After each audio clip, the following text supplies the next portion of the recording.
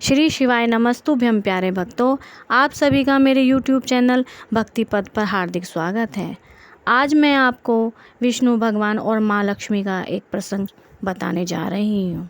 कहते हैं कि जिस भी घर में भगवान विष्णु माँ लक्ष्मी की पूजा की जाती है वहाँ सुख शांति का वास होता है, दाम्पत्य जीवन भी सुखमय होता है। लेकिन क्या आप जानते हैं कि एक बार ऐसा भी हुआ कि श्री हरि को माता लक्ष्मी की वजह से रोना पड़ा। आइए जानते हैं।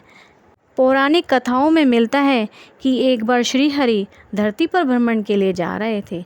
तभी देवी लक्ष्मी ने उनके साथ चलने की अनुमति मांगी।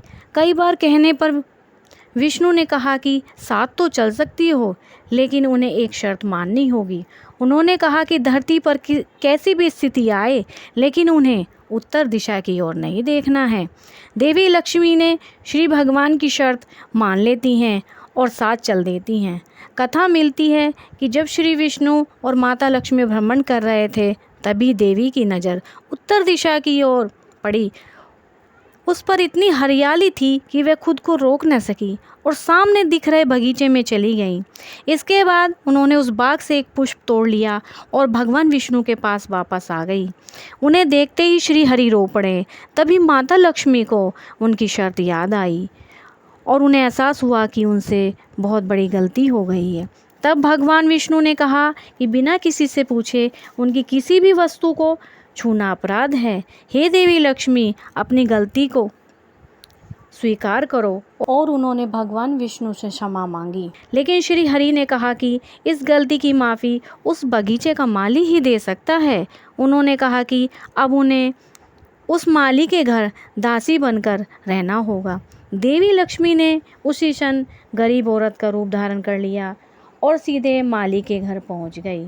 माली ने उनसे कभी खेत में काम करवाया, तो कभी बगीचे में, तो कभी घर में। लेकिन एक दिन माली को पता चल गया कि वह दासी कोई और नहीं, माँ लक्ष्मी है। तो वह रो माँ लक्ष्मी से क्षमा याचना की और कहा जो कुछ उसने करवाया वह सब अज्ञानतावश हुआ, इसके लिए वह उसे माफ़ कर दें।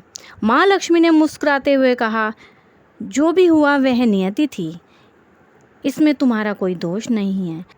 जिस तरह उसने माँ लक्ष्मी को अपने परिवार का सदस्य समझा, उसके लिए वह उसे आजीवन सुख समृद्धि का वरदान देती हैं। देवी लक्ष्मी ने कहा कि माली और उसके परिवार के सदस्यों को जीवन में कभी किसी तरह का कष्ट नहीं भोगना पड़ेगा। इतना कहकर देवी अंतर्ध्यान होकर विष्णु लोक को वापस चली गई। लक्ष्मी माता की जय, विष्णु भगवान की जय। श्री शिवाय नमस्तुभ्यम। आपको मेरे द्वारा इस विषय पर दी गई जानकारी कैसी लगी मुझे अवश्य बताएं। अगर अच्छी लगी हो तो मेरे चैनल को सब्सक्राइब करें, लाइक करें, लाइक का बटन अवश्य दबाएं। श्री शिवाय नमस्तुभ्यम।